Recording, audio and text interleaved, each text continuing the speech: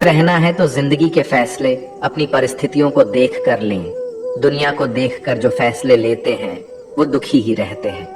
कोई कुछ भी कहे, बस अपने आप को शांत रखो, क्योंकि सूरज की किरणें कितनी भी तेज क्यों ना हो, समुद्र सूखा नहीं करते।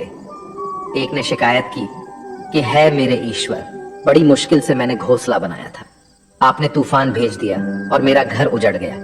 ऊपर से आवाज आई, तेरे घोंसले में सांप आया था तुझे खाने के लिए, इसलिए तूफान भेजा था, ताकि तुम जाग जाओ और उड़ सको और तुम्हारी जान सुरक्षित रहे। हमारी जिंदगी में कितनी मुसीबतें आती हैं, हमें पता भी नहीं होता कि हमारा परमात्मा हमें किस तरह परेशानी से बचाता है। अगर तुम्हें लगता है कि परमात्मा तुम्हें कष्ट के पास ले आए हैं, तो भरोसा रखिए वो तुम्हें कष्ट के पार भी ले जाएंगे।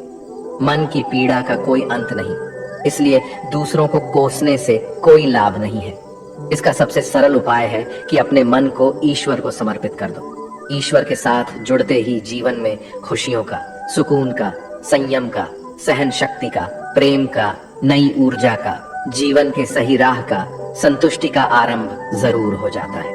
और हमारा मन पीड़ा से कैसे मुक्त होता है पता भी नहीं चलता। अगर प्रभु तुमसे ज्यादा इंतजार करवा रहे हैं तो तैयार रहना, वो उससे कहीं ज्यादा देने वाले हैं जितना तुमने मांगा है। जिस तरह लोग मुर्दे इंसान को कंधा देना पुण्य समझते हैं, काश इस तरह जिंदा इंसान को सहारा देना पुण्य समझने लगते तो जिंदगी आसान हो जाती। मत सोच इतना कि जिंदगी के बारे में, जिसने जिंदगी दी है उसने भी तो कुछ सोचा होगा ना। आपका बीता हुआ कल भले ही कष्टों से भरा हुआ हो, पर आने वाला कल आपके हाथों में है। मन अंधा होता है, इसके पास अपना कोई ज्ञान नहीं होता। मन कुछ नहीं जानता और ना ही सही मार्गदर्शन करता है। इसलिए आप अंधे मन की बातें मानकर जरूरी कामों को टालना बंद कीजिए। आप हमेशा अपनी बुद्धि से काम लीजिए, मन से नहीं, क्योंकि अंधा मन हमेशा आपको जरूरी कामों को करने से रोक देता है।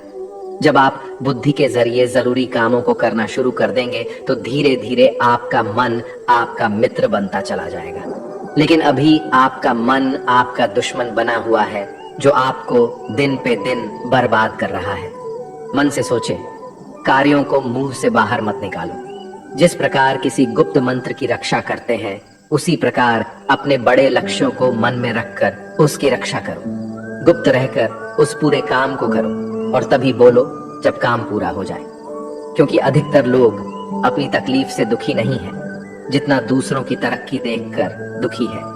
जब भी कोई बड़ी बात बड़े लक्ष्य की हो, केवल उन बातों को उन लोगों से बांटिए जो उस बातों को अपने भीतर बचाकर रखने का हौसला रखते हो। यदि कभी आर्थिक स्थिति कमजोर हो जाए, यदि कभी बड़ा नुकसान हो जाए, यदि कभी सब कुछ चोरी हो जाए, नष्ट हो जाए, उस बात को अपने अंदर बचाकर रख लेना। अपनी कमजोर आर्थिक स्थिति की जानकारी अपने मित्रों को या रिश्तेदारों को भी मत देना। सहानुभूति पाने के लिए 4 आंसू मत गिरना, क्योंकि याद रखो, अंदर भले ही कम हो लेकिन बाहर पूरा दम हो। क्योंकि यदि लोगों को पता चल जाएगा कि आपके पास पैसों की कमी है, आर्थिक स्थिति की दिक्कत है, वो अपना पैसा आपके व्यवहार से निकाल लेंगे और समय से पहले आप खत्म हो जाएंगे।